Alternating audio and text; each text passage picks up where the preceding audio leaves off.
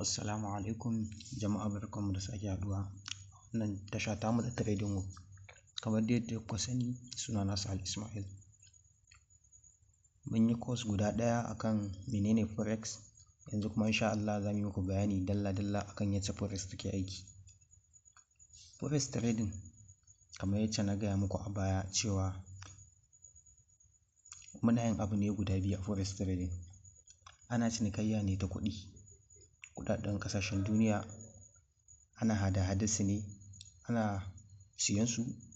Idan kana expecting misali Euro USD yau zai tashi, to za ka je kai buy ne a kansa. Idan kuma kana expecting zai faɗi, sai ka je kai sell. Ana yin long ne sannan ana yin short. Shi ne forex, amma kasuwancin yana buƙatar ilimi saboda yana da risk sosai. Kamar yadda kuka sani, muna da currencies pairs da wanda muke trading a kai. Muna da major, muna da exotics.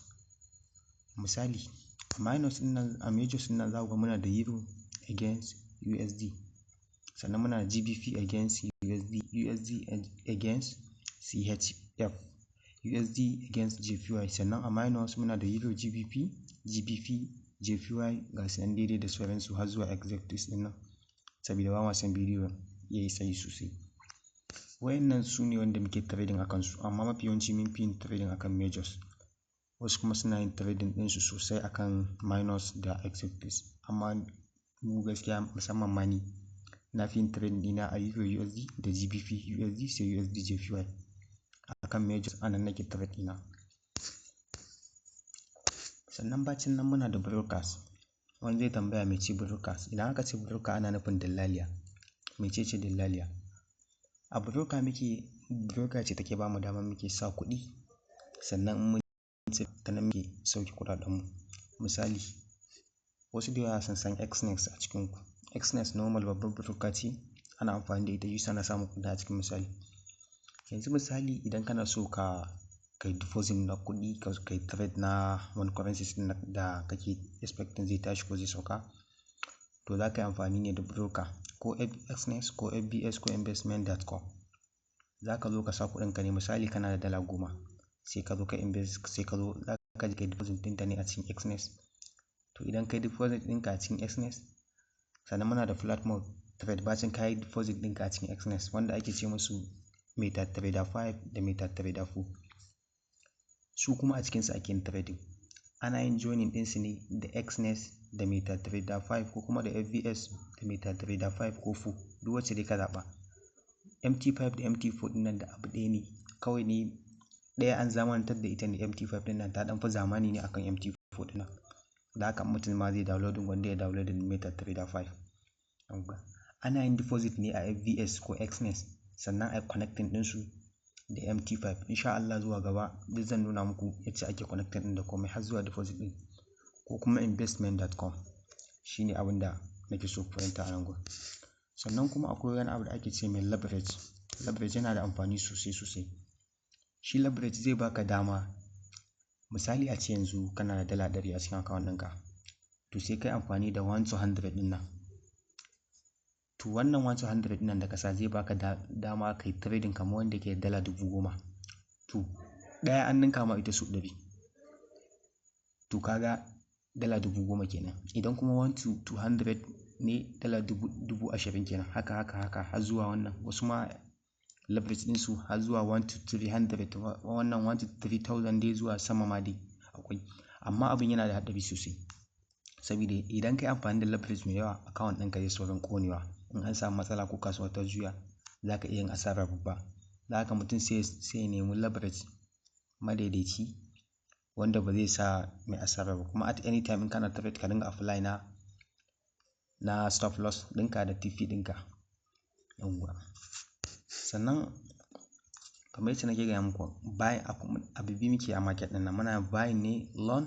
Idan aka ce buy ana nufin long kenan.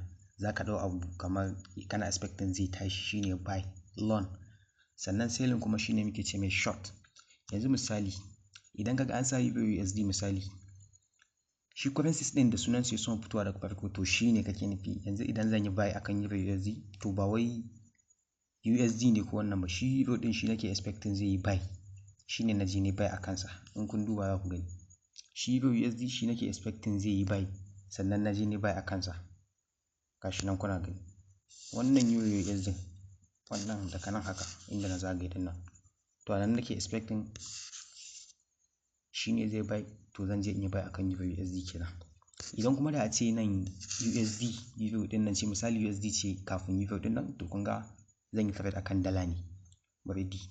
Sannan to shine idan kuma ina expecting waɗuwa za ta yi, to zan je ina expecting Euro USD ko wani news ya zo haka, to zan je in yi sell ɗinsa. Shine abin da nake so fuskanta a nan. Sannan kuma Forex kamar yadda nake gaya muku tana da wasu 'yan ƙa'idoji.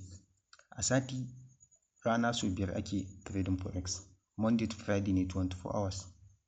Ba a yin trading Asabar da Lahadi, ana closing ɗin market ne da karen Juma'a karfe 10 ake closing market ɗin Forex. To shi ne. Sannan kuma a wayannan kwanaki 5 ɗin kowace rana akwai session da muke trading a ciki. Anytime kullum dai 24 hours muna da session guda 4. Yawwa.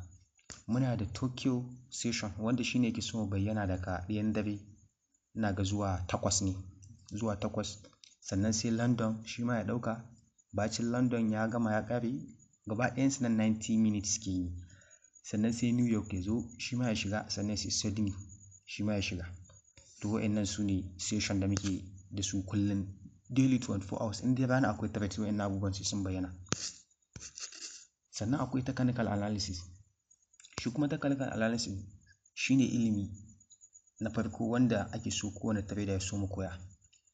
Yanzu akwai strategy da insha Allah wanda nake so da shi za mu soma, wanda idan muka soma yin sa mutum zai dinga zuwa zai nemi demo account. Demo account ɗin ma insha Allah zan nuna muku yacce za ku buɗe shi. Yanzu misali ka zo kana koyar technical analysis. Shi technical analysis shine yanayin yacce za ka zana market. Za ku ga trader suna zazzana market haka. Suna expecting ɗin buy kuma ta yi buy, suna expecting ɗin short kuma ta yi short. To shi ne. Ana amfani ne da yacce za ka yi reading chart ka karanta ka san candlestick da dai analysis ne, price action ne, ICT ne, SMC ne. To shi ne ake nufin dai gaba ɗaya sun tattara sun haɗe a cikin technical analysis. Sannan kuma sai fundamental analysis. Shi fundamental analysis shi kuma news ne. Yanayin hada-hadai kasuwanci na duniya ko kuma gamayya dai ta 'yan siyasa ko wani abu yakan iya shafar wani pairs da za ka yi trading musamman ma kan dala. Mafi yawanci idan high impact ya zo yana taɓa dala, kuma in dai news ɗin nan ya fita yana nuna a jiki. Za ku ga lokacin za ku ga market ta yi mugun tashi ko ta yi irin long momentum haka dai ta yi tashi sosai. To wani lokacin in ba ku kula da news ba yana ɓata kasuwa. To shi ne ake cewa fundamental analysis. Shi fundamental analysis shine news ne kawai dai gaba ɗaya. Idan wani abu ya faru aka babba a duniya zai nuna a cikin market. Wani abu ko kuɗin ya karu ko kuma irin interest ya shigo dai ko wani abu ko siyasa ko magana haka ta manya kamar irin su ta Donald Trump ko wani abu, to wannan ma yana daɗawa market ta high sosai kenan. To insha Allah wayannan abubuwan su ne muke so mu koyar a wannan tasha tamu ta Trading Hub insha Allah. Ga mai wanda yake so ya bibiye mu ko da yaushe ko da mun sa bidiyo ya mana subscribing sannan ya mana liking, ya mana share saboda 'yan uwa su amfana insha Allah. Na gode. Bisalam.